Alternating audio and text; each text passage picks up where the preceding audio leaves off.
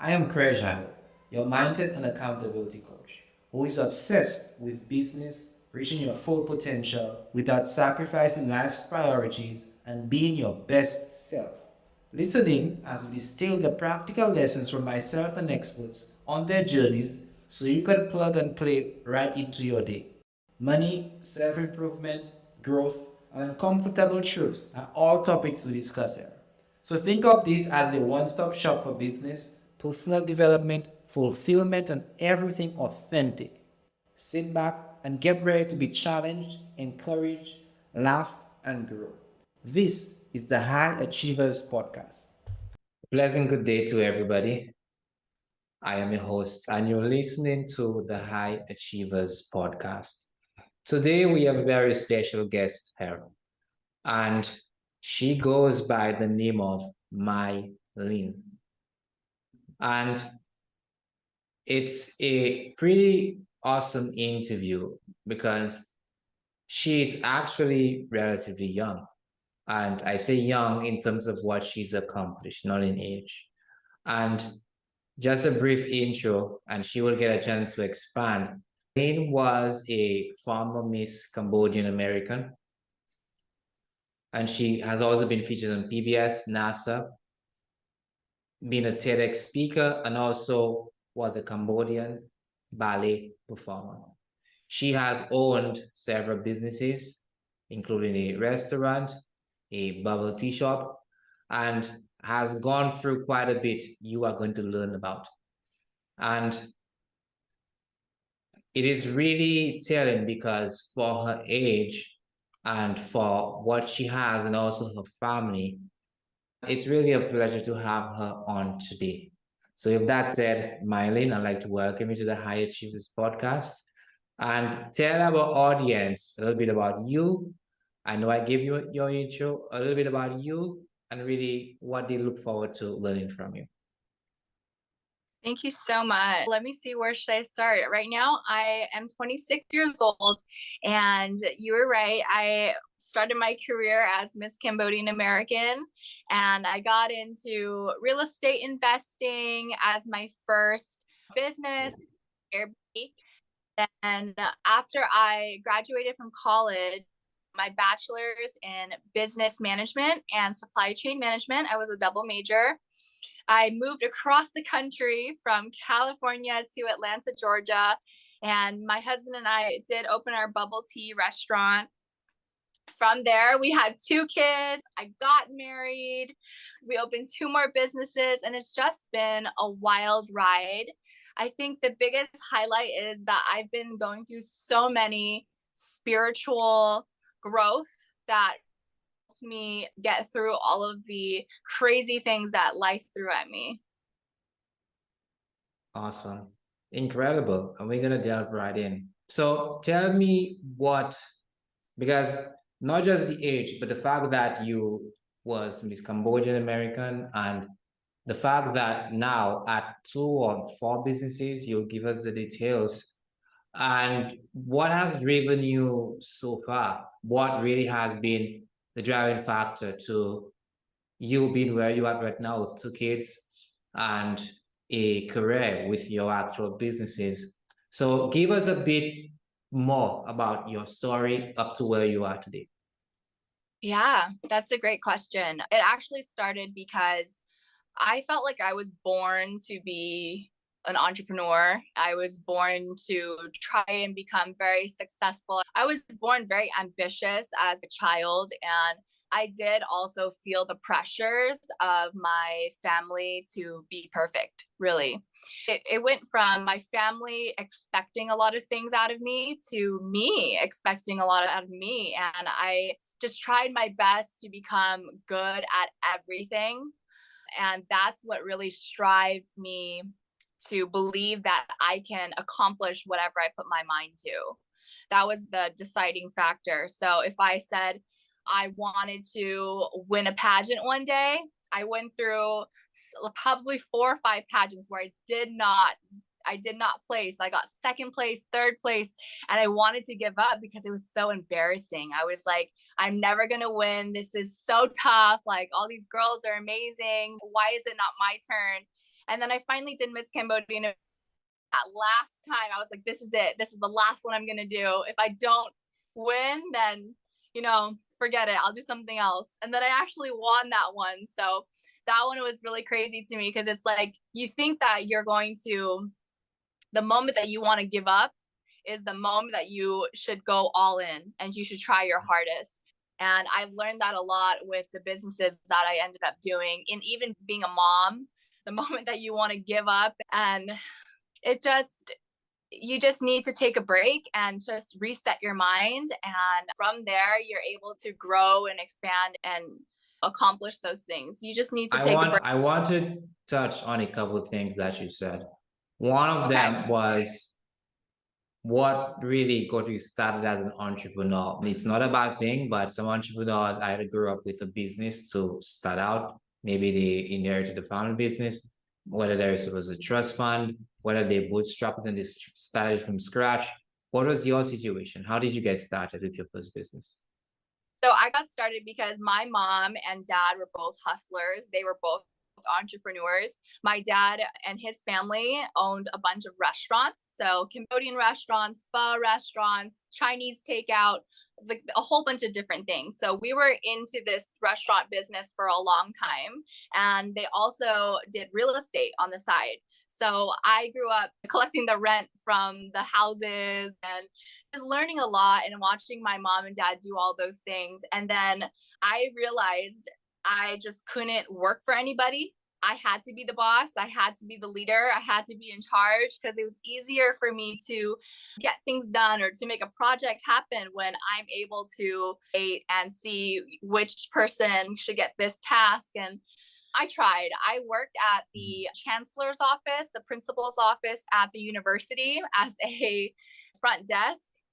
That was probably the worst job I ever had. I hated it. It was really boring. It was just not my personality. So I tried it. I tried that route and it just didn't suit me. So I was like 100% business. Okay, awesome. So you were basically all in. I could totally relate at my first job myself. I did it for a while, but I felt the itch even without having a complete plan to jump off. I had my difficulties, but I can definitely relate to just not feeling comfortable in the 9 to 5 environment and feeling like you're more suited to create your own value or to really to serve that way and actually be more entrepreneurial. So let's delve into the fact that you said you have 2 kids at 26, and many 26-year-olds who have 2 children, typically they are not as successful. Typically, children are seen to be an activity that causes people to step back, slow down, right? Do less, try to accomplish less. So generally, tell me how you navigated that phase. I remember you said that you went through a phase that you lost everything and you had to move across the country and things were bad for a while. So tell me about that part and how it really affected you and how you passed through it. Yeah. Having kids really stopped a lot of things. It is good and bad. Let's just start with having kids early, because a lot of people my age don't have kids at 20. I had kids at 22. People at 22 still go out and party and still try to find themselves. And when I had kids, it really made me grow up faster. It made me take on more responsibility. It made me just grow up more, and it affected my life a lot because I was not ready to have kids. I really wasn't. I wasn't ready to grow up and watching my still have free time and have a life that they can go. Maybe one day they want to go travel, they want to go visit their family, they want to go explore.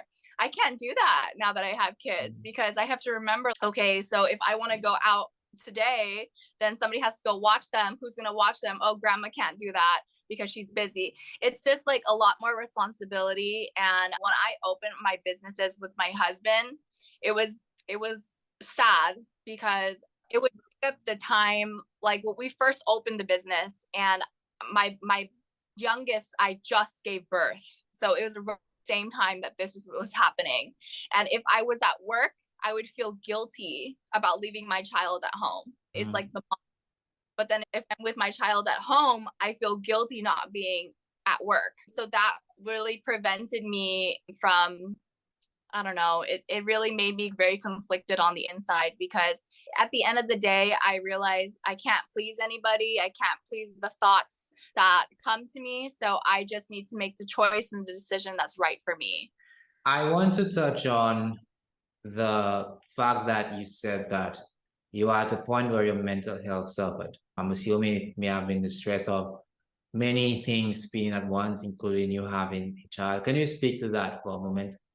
Yeah, definitely. When you give birth, not only do you physically have pain and you have to recover, but you go through months and months of losing who you are. You don't know what music you like to listen to because you're listening to baby music all the time. You don't know what you like to wear anymore. And you lose who you used to be.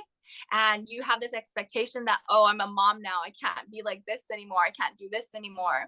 And then who you want to be too. And it's like a mix of all these different things. And you just don't know, you're unsure of who you are. So it really takes a toll on your mental health because if you don't know who you are, you feel like, what's the point of living? What are my goals? You don't even know what you inspire to be or what your dreams are. When before you have So, kids, yeah, okay. like I Go wanted on. to say before I had kids, I had all these dreams that I wanted to be a millionaire and I wanted to open these businesses. I have a franchise and or I wanted to become this actress or TV host and stuff like that. But after I had kids, all that had to stop. And I couldn't wish for those things anymore and I couldn't attempt to do those things anymore because it really put me behind schedule that I had to raise two demanding kids that you really need to take care of them when they're younger.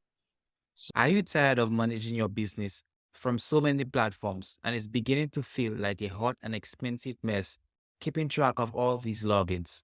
Did you wish you had a single yet cost-effective solution to perform and delegate admin tasks so you can stay on top of things? That is where our sponsors Client Joy comes in. Serving 13,000 plus businesses from more than 90 countries, you can use Client Joy for your proposals and contracts, invoicing, CRM, appointment scheduler, client portal, email outreach, and so much more. Simply check the link in the show notes or visit CraigeHall.com/clientjoy to learn more about their plans and also to grab the exclusive lifetime deal reserved just for our special audience. So, I want to transition into entrepreneurship and how you manage to run your businesses and actually raise a family at the same time. Tell me, generally, how do you manage to balance it all? Is it a matter of you getting a lot of help or hiring help? Or is it other people help out? Because a lot of people in your situation, yes, they may have similar ambitions, but they may just struggle to even think of doing all at once. So a lot of people would either they put their families on hold. Or what advice would you give to others in terms of how to balance it all and actually still meet your objectives? Right. So after I gave birth, I opened my bubble tea shop right away. And I worked in there for about a month or two until I started to feel that mom guilt. And I was like, okay, I need to be home with my son. So I need to hire people that know what they're doing. So I hired a team of 7 people and I did the interview process and I tried to find people that were self sufficient and were eager to learn about the business or about bubble tea or just that can work together as well very closely and solve problems without me. That was very important when I hired them because I don't want somebody to call me trying to solve a problem when they can easily just think of something to do. So my first team that I hired was amazing. They did such a great job. They always checked in with me if it was like important decisions, but they were very good at doing things on their own. After I had that team, the next make sure that everybody knows what they're doing. If you don't, people are lost and they're confused and they don't know, there's no direction. So I made it very important to like have printed like layouts of what they should be doing when they come into work or what they should be doing before they come into work, what updates if we're running out of something. I just tried to communicate often and to make sure that everybody was on the same page. Okay. Interesting. So essentially, you delegated quite a bit of your business responsibility to others, to a new team, so you could absolutely spend some more time, or at least be there more for your son, or and I guess children now. So I'm thinking that one hearing this would be okay. This sounds impressive, and with the businesses, with the family now, and with the fact that you seem to have a grip on it all. It doesn't mean anyone is perfect, but generally one would say that how do I even get there? And isn't the fact that I'm hustling, some people would guilt you or even women for not investing in their families enough or not prioritizing the families enough and pursuing business. Has that been the case for you? And generally, how would you advise one to navigate this conflict? Yeah, I actually had a lot of people around me telling me that I'm working too much and I'm not being a good mom. So I need to come back home. It was really important for me to lay the foundation of my business down before I came back home. But it was important for me to also check in on my business to make sure it's surviving so that I do have time to come back and be with my child. But like I said, you're never going to be able to like fill the needs of everybody around you. You just have to do what makes you feel happy and try to block out what everybody is saying. As long as you know that you're being a good mom and you're providing for your children, or if you're being a good boss and you're getting everything done, then that's what's most important. So let me give you a scenario. So let's say you have a single mom listening to this, whether she's young, she could even be in her 30s or older. It's quite common nowadays. And Yeah. she has such ambitions and she doesn't really know where to get started. She may or may not have a degree and she really wants to get started in business. What advice would you have for such an individual who's already going through the struggles of raising the child on their own? Yeah. The first thing that I would like to say is if you want to be a business owner and that's your passion, then you should go all in 100%. Don't try to dip your toes in something and dip it in something else. I think that it puts a lot of pressure on you if you ended up quitting your job to start your own business. That puts a lot of pressure on you, and that's not probably a safe way to do it, but it forces you to learn the skills to become better. It forces you to make money. It forces you to talk to people, to get out of your comfort zone. So I would say put yourself in situations where you're uncomfortable, but you're growing there. I always say that if you're fearful of something, that place where you're fearful is where you're meant to grow the most. My mom was a single mom and she raised me and my brother. What she did is she definitely put me and my brother first, and she did real estate on the side. She did stuff that she knew she could handle and she did not overload herself, which I think is very important. Just remember, you have all the time in the world to get things done. You have all the time in the world to accomplish your goals. You don't need to rush. You don't need to load yourself because that's going to drain you. It's going to make your kids unhappy. So finding balance is the most important part about being a mother and an entrepreneur. Because some people just don't see a way out. As coaches, we really help people to not just look at the present situation objectively, but to also see themselves where they really want to be. One thing people struggle with is that they do not give themselves permission to dream of more. They may see it, but they don't see themselves there. So there is this mindset shift that a lot of people have to make.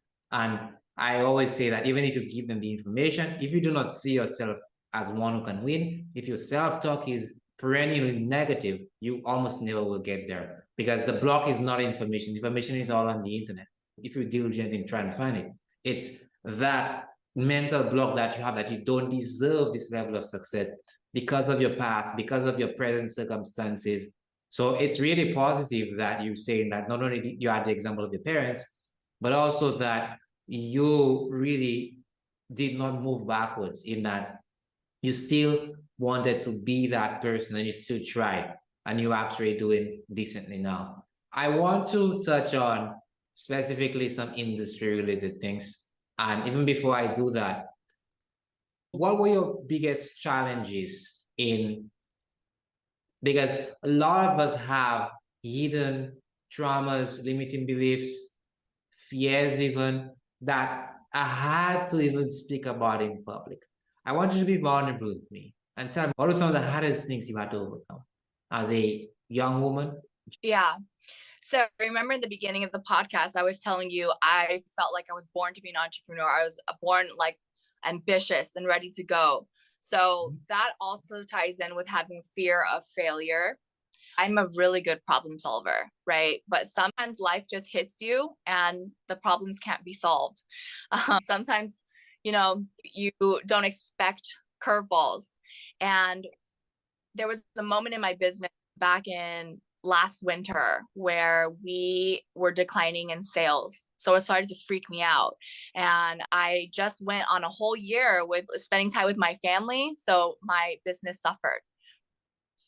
And when I went back in the winter time of last year, no matter what I did, the business would not. It was like a lost cause already. It was bleeding money. People were not getting along. There were so many things happening all at one time, and it made me feel like at my business. I was a failure as a boss, as a CEO. What was the point of doing this? I'm not good enough. I'm not worthy. And it really played with my mind a lot because I thought I was so strong in the beginning, and I was really strong. I laid the foundation out perfectly. But when things started to crumble because I wasn't paying attention to my business, that's when I went into this panic mode. A lot of people seem to have the idea that either I have a career, I go up the corporate ladder, I build my businesses, and then family comes next, or family has to be sacrificed. And I'm not just talking about your kids, I'm talking about your husband, your family, and just being there for everyone. What are your thoughts on that? Generally, it's common that a lot of CEOs, a lot of corporate executives, especially female, right? One of the reasons they didn't go all the way up the corporate ladder is because of the fact that of the amount of sacrifice that it requires and the fact that they would really miss out on having a family. Or how would you advise one to approach it? Yeah, definitely. Some people tell you that you have to choose. Do you want to be a great mom and stay home with your children, or do you a successful businesswoman? But I want to let you know that you don't have to choose. You can be both, okay? You can do both.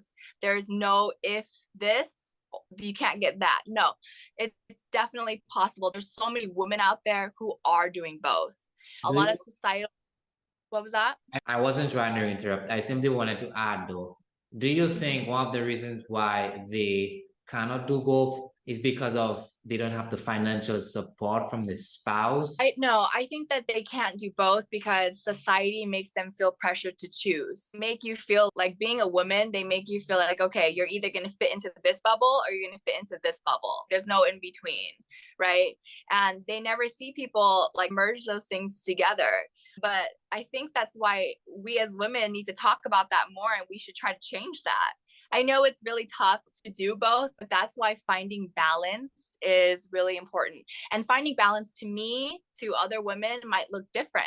So you need to figure out what it is for you if you're trying to do both. Like, what is your balance? Do you want to work on the weekdays and just spend time with your kids on the weekends? That's like my thing. I will work Monday through Friday, and then I will take Saturdays and Sundays off specifically just to be with my family because they're going to the daycare and school anyways during the weekday. So that's how I find balance. But some moms might want to, I don't know, maybe they want to bring their kids to work with them, and maybe they have a job that they can do that. And everybody has to just find their own little secret sauce, their own little twist to it. You can do, you don't need to feel pressured by anybody else. You walk your own path, really do what you want to do.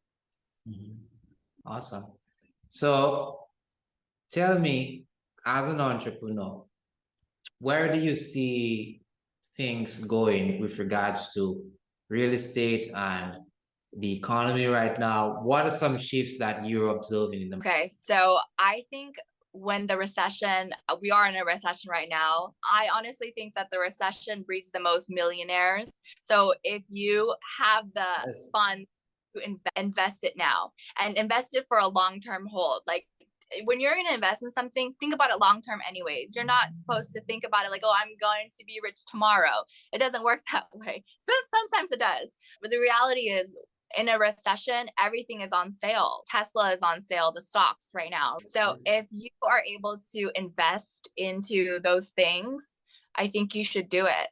Real estate, even though it's correcting itself and it's going into maybe a little bit of a dip because it was so high the last 2 years, I do think long term, the value of all the houses are still going to go up because people still need a place to live.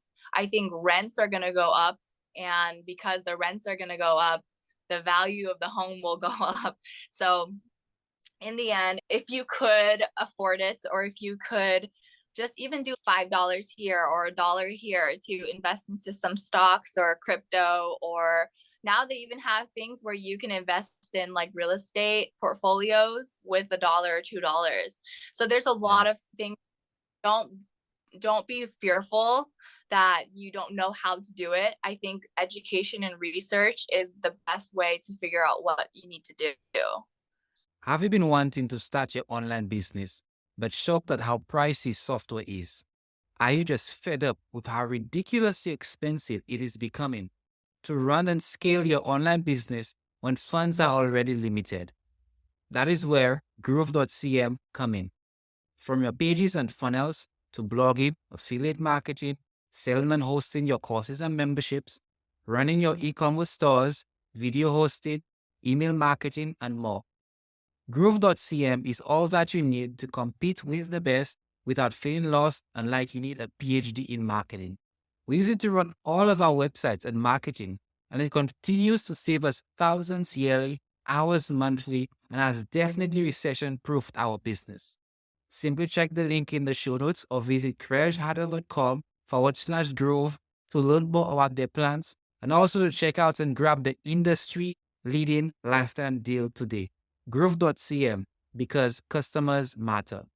So let's touch quickly on the cons on college, or how interesting was it, first of all, for you in terms of you being who you are today and having general success. And right now, if one were to have the dilemma of, should I go to college, should I borrow, take the funds, or should I try something entrepreneurial? They may be at a similar age as you, they Yeah. may have the ambition. What would you tell them to do?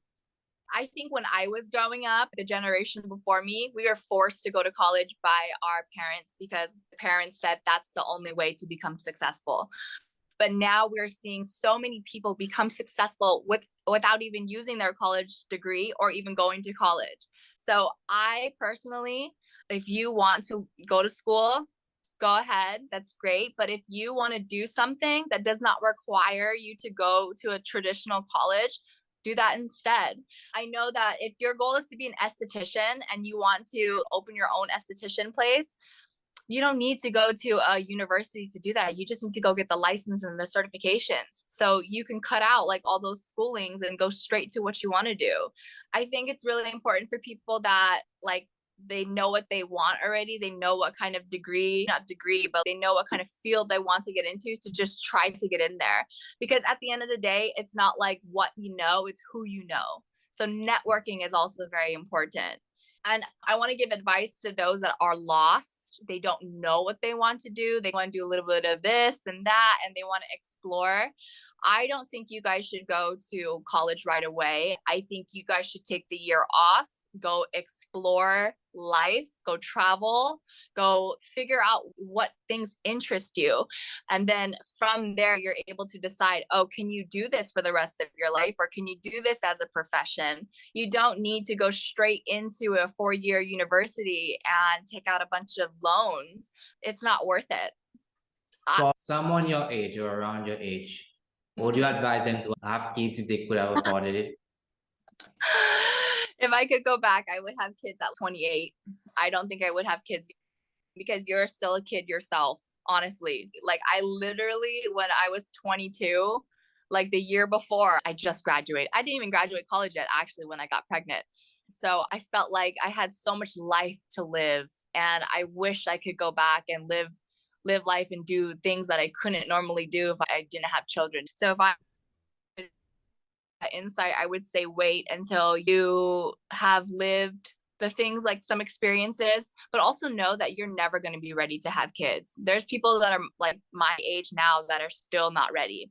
Having kids, you'll never be ready for it because that's like a big responsibility. But once you go through the process, things will get a lot better for you and a lot easier for you. Yeah, so interesting. And I feel like there is quite a bit we can chew on there.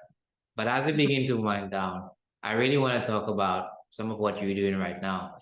And I remember that you said that because of your life experiences, you look into going to helping others, especially women, with their own personal development. Tell us about that. Yeah, after this crazy year that I had in 2022, I went through a lot of financial struggle, but I also had amazing spiritual growth.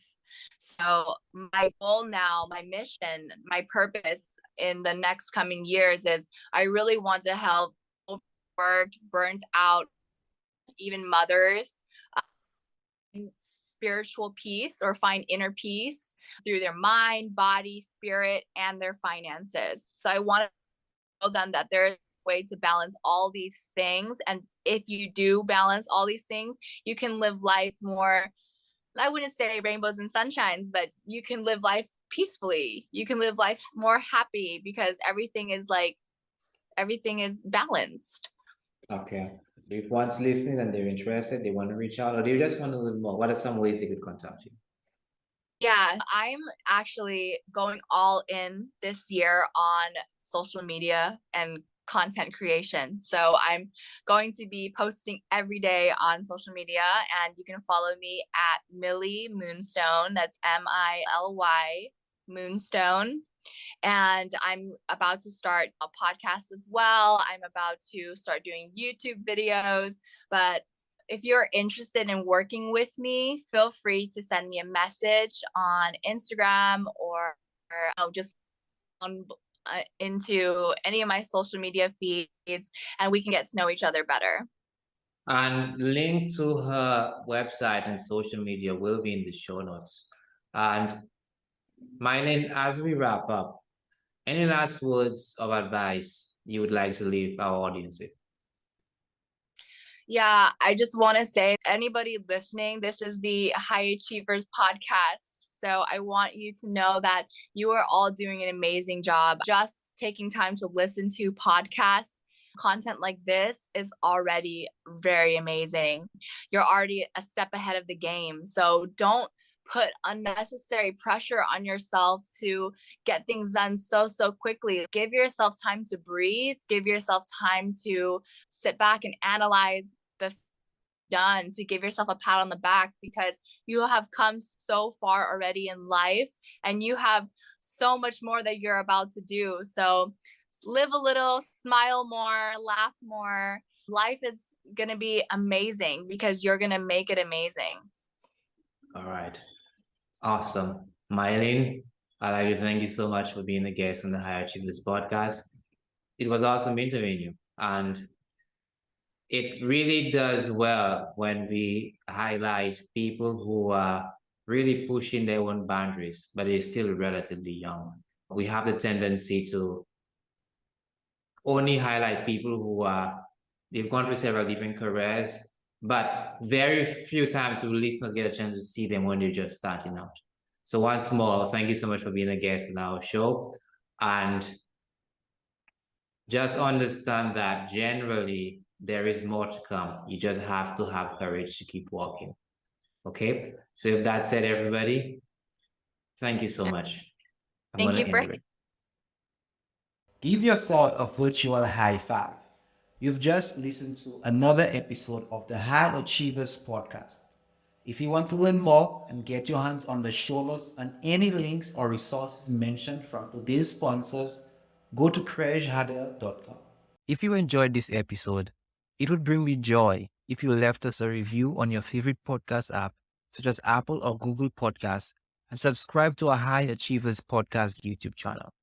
The road to your success can be challenging and filled with unpredictable obstacles, but you sure don't have to go at it alone. And in order to consistently be at your best, you need exclusive access to the right information, be part of a group of like-minded individuals who hold you accountable, you can turn to for support, and even to celebrate those small victories. With that said, I invite you to join our High Achievers community. It's a membership where you get access to our premium courses, upcoming workshops and guest presentations, our VIP book club, bonus interviews, and exclusive videos not shared publicly. We also host monthly Q&A calls in our growing global community where we don't end until every question gets answered, including yours. If you would like to cut through the noise bombarding your inbox and news feeds and looking for a one-stop source to shorten your learning curve and reach your full potential in life and business, then look no further than to become a member of our High Achievers community and lock in our current launch special pricing. Simply check the show notes or visit CraigeHardle.com/high achiever to learn more.